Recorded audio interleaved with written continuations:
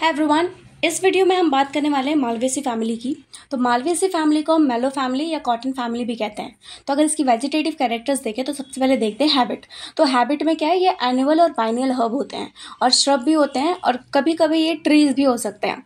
तो biennial herb क्या होते हैं? बाइनियल का मतलब होता है 2 साल में एक बार जो पैदा होते हैं, और हर्ब मतलब क्या होता है, ऐसे प्लांट्स जिनकी स्टेम्स जो होती है वो बहुत सॉफ्ट होती है या उन पे ब्रांचेस बहुत कम होते हैं। और श्रब क्या होता है, वो प्रोफ्यूजली ब्रांच्ड होते हैं, उस पर ब्रांचेस बहुत ज़्यादा ही होते हैं और थोड़े वुडी होते हैं। तो इस फैमिली में हम टैप रूट सिस्टम देखते हैं। रूट्स अगर देखें तो उसमें टैप रूट होता है और स्टेम्स कैसे होते हैं, इरेक्ट होते हैं, हर्बेशियस होते हैं, वुडी होते हैं, सिलेंड्रिकल ब्रांच्ड। हर्बेशियस से तो समझ गए ना, हर्ब में हर्बेशियस ही होंगे। वुडी मतलब क्या, या तो ट्री हो सकते हैं या तो श्रब हो सकते हैं, और ब्रांच तो है ही। ओके, तो नेक्स्ट है लीफ। लीफ कैसे होते हैं, सिंपल होते हैं, स्टिपुलेट होते हैं, अल्टरनेट, रेटिकुलेट, फिनेशन। स्टिप्यूलेट मतलब होता है ऐसे लीव्स के, अगर हम नीचे में बेस पे देखें तो वहाँ पे कुछ स्टिप्यूल्स होते हैं, ठीक है।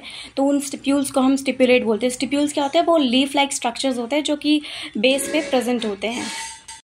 अल्टरनेट फाइलोटैक्सी होती है और रेटिकुलेट वेनेशन होता है। रेटिकुलेट वेनेशन ज़्यादातर किस में देखा जाता है, डाइकॉट्स में। तो भाई वेजिटेटिव कैरेक्टर्स तो इतनी ही है। अब चलो बात करते हैं फ्लोरल कैरेक्टर की। सबसे पहले इनकी बात करते हैं इन्फ्लोरेसेंस की। तो इन्फ्लोरेसेंस में आप देख सकते हैं सॉलिटरी, एक्सिलरी और साइमोस। तो सॉलिटरी मतलब होता है कि बस एक ही फ्लावर होता है उसमें, और एक्सिलरी मतलब जो एक्साइल से जो फ्लावर की ग्रोथ होती है, एक्साइल से, उसको एक्सिलरी बोलते हैं। तो साइमोस इन्फ्लोरेसेंस में क्या होता है, जो न्यू फ्लावर्स होते हैं वो बेस पे प्रेजेंट होते हैं। जो मेन एक्सिस है उसके बेस पे हम नए फ्लावर्स देखेंगे, और उस एक्सिस पे जहाँ पे वो लिमिटेड है, जहाँ पे उसका एक्सेस ख़त्म हो रहा है, वहाँ पे हम ओल्ड फ्लावर्स देखते हैं। मतलब बस इतना कि इसका जो मेन एक्सेस होता है वो लिमिटेड है। बात करते हैं फ्लावर की। तो फ्लावर जो होता है वो ब्रैक्टिएट भी हो सकता है और एब्रैक्टिएट भी हो सकता है। एक्टिनोमॉर्फिक होता है और बाइसेक्सुअल। जिनमें ब्रैक्ट्स प्रेजेंट होते हैं उनको ब्रैक्टिएट बोलेंगे, और जिनमें ब्रैक्ट्स नहीं है उनको एब्रैक्टिएट बोलते हैं। ब्रैक्ट क्या होता है, ये एक लीफ लाइक स्ट्रक्चर होता है जो कि सेपल्स के नीचे प्रेजेंट होता है फ्लावर्स में। ये उस सेपल्स मतलब उन लीफ से थोड़ा सा डिफरेंट होता है। और एक्टिनोमॉर्फिक मतलब होता है रेडियल सिमेट्री। इन फ्लावर्स में हमें रेडियल सिमेट्री देखने को मिलेगी।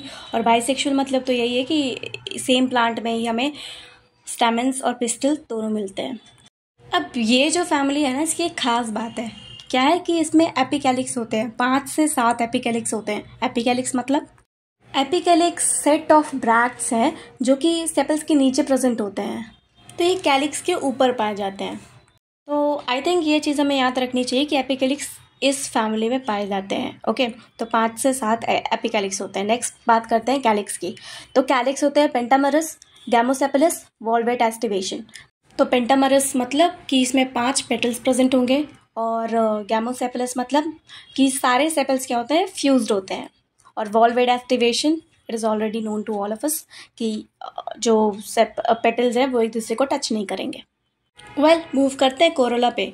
तो कोरोला भी पेंटामरस होते हैं, पॉलीपेटलस होते हैं, ट्विस्टेड एस्टिवेशन होता है इसमें। ओके, हमने कैलिक्स में क्या देखा, उसमें वॉल्वेट एस्टिवेशन होता है, पर इसमें क्या है, ट्विस्टेड एस्टिवेशन।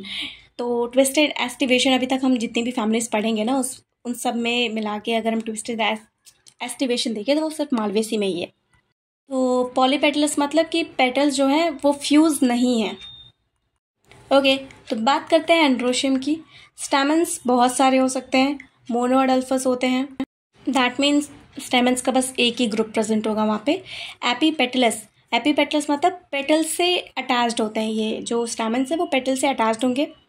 मोनोथेकस मतलब एक ही थेका प्रेजेंट होगा इसमें। Let's move to gynoecium. Gynoecium में हमें दिखता है pentacarpellary, syncarpous, hypogynous axile presentation, और सारे जो लॉक्यूल्स हैं that contains 1 to many ovule. तो पेंटाकार्पेलरी का मतलब ही पूरे वर्ड में ही झलक रहा है। पेंटाकार्पेलरी मतलब 5 कार्पल्स होंगे इसमें।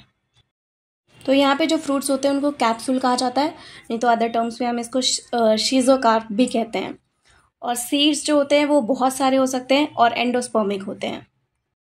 अब फ्लोरल फॉर्मूला की बात करते हैं। तो हमने देखा कि ब्रैक्टिएट और ई ब्रैक्टिएट दोनों होते हैं, ठीक है। तो हम इन दोनों को लिखेंगे BR से और EBR से। और फिर इसमें एक्टिनोमॉर्फिक होता है, तो एक्टिनोमॉर्फिक का जो साइन है वो कुछ इस तरीके का होता है। और बाइसेक्सुअल भी है, तो बाइसेक्सुअल का साइन भी लगेगा इस पर।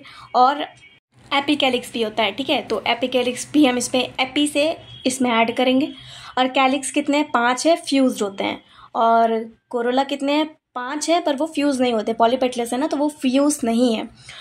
पर जो एंड्रोशियम है वो बहुत सारे होते हैं और पेटल से अटैच्ड होते हैं, तो हम ऐसा साइन लगा देंगे इसके ऊपर।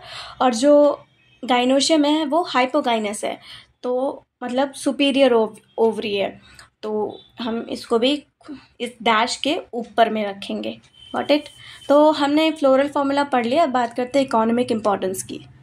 तो इस फैमिली में आता है ओकरा, जिसको हम भिंडी भी कहते हैं, और इसका जो साइंटिफिक टर्म है वो है एबेलमस्कस एस्कुलेंटिस।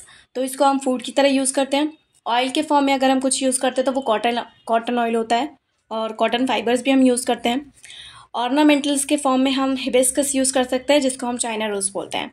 सो ये सब ख़त्म। अब फ्लोरल डायग्राम देखते हैं। तो इसका फ्लोरल डायग्राम कुछ ऐसा दिखता है। तो बाकी फैमिलीज़ की बात करते हैं नेक्स्ट वीडियो में। Thanks for watching.